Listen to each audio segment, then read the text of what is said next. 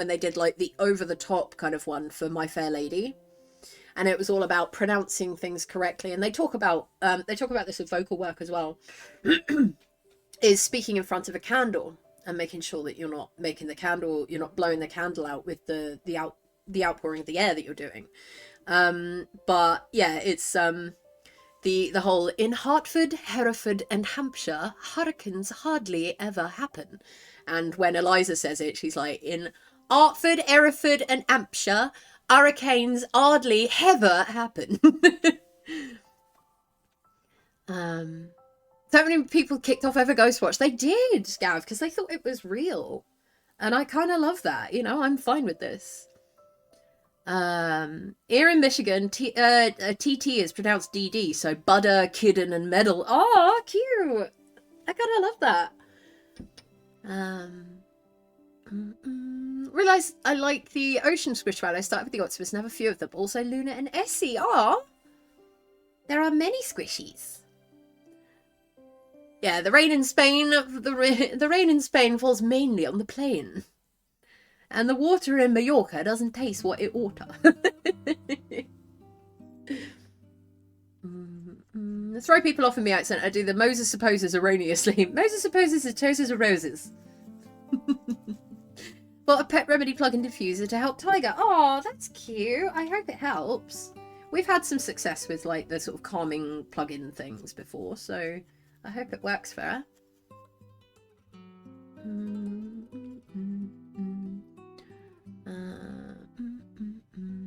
And fur instead of four.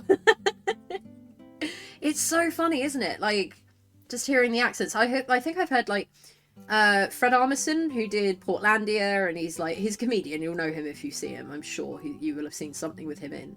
And he does a lot of really good accents. And he did a whole thing where he stood in front of a map of the states, and he was like, well, when you move over here, then it starts sounding like this. And it was really funny. My dad was technically Cockney. You wouldn't have known. We'd have a bunch of Cockney phrases in our lexicon. Go over butchers. Yeah, exactly. Go over butchers.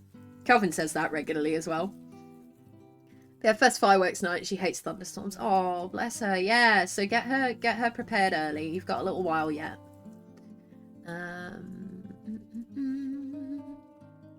From Michigan originally, and the up is different than lower. Oh, really? Well, I suppose some of the states in America are so big that, like, yeah, there would be a... Depending on sort of who,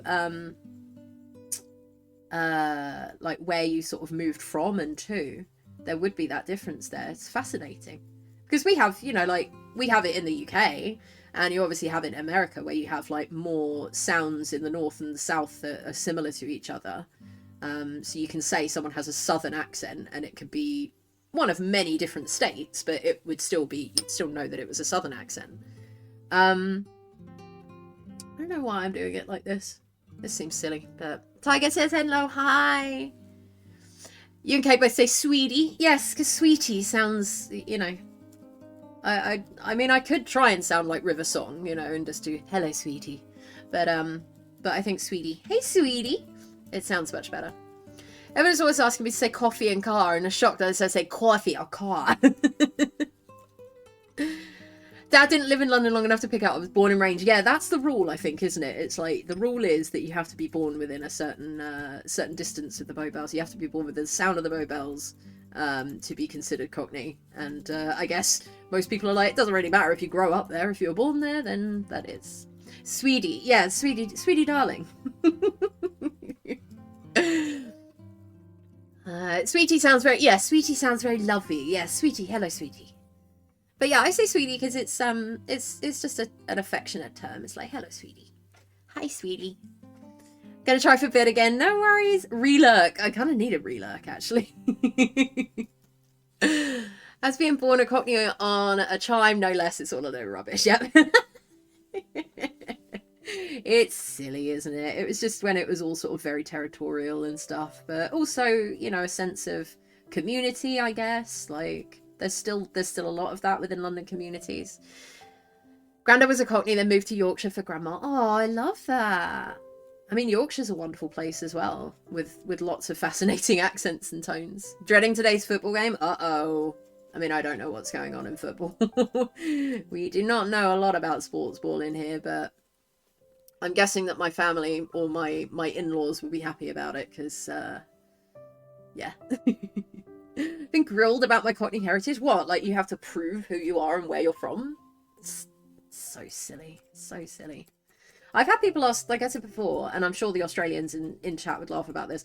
I've had people ask, when I've been like up north in the UK, I've had people ask if I am Australian, or if I have like any sort of Australian heritage, because they think I have a bit of that in my accent, and I cannot hear it at all. I'm sure that the Australians in chat are like, what the hell is this person talking about? Spurs Arsenal today. Ah, so yeah, they may not be too happy about it either, because I'm coming at it from the other side, Gav.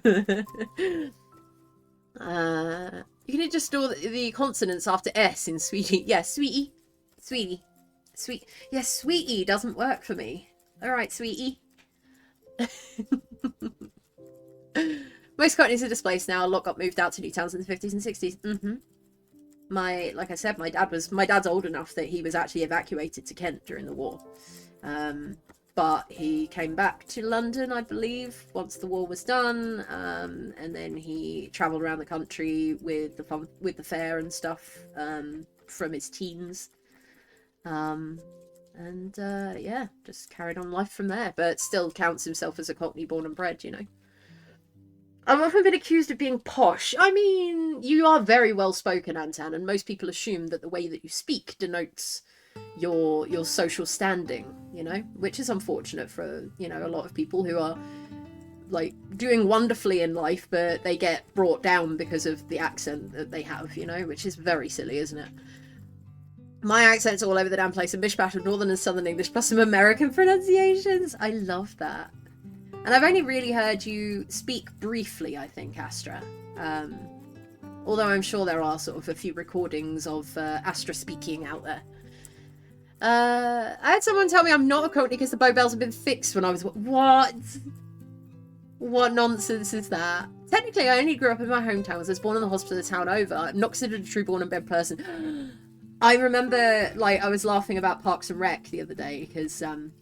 In Parks and Recreation, if you haven't seen it, you've got Pawnee, which is the main sort of town, which is kind of like Springfield in The Simpsons, and then you've got Eagleton, which is the fancy town next door, and the idea is that the towns hate each other, and then it turns out that like one of the like main characters, who is like Pawnee through and through, hates Eagleton, that her mum actually gave birth to her in the Eagleton hospital, so she's technically an Eagletonian, and she's horrified by the thought of this. You're the only one that gets that. I don't hear Oz in any of them. Yeah, no, it was like someone in a shop. Like I said, he was just making polite conversation while I was buying something from him, and he was like, so you got some Australian there? And I was like, nope, not at all. If you saw me before you heard me speak, how would you imagine I talk? I'm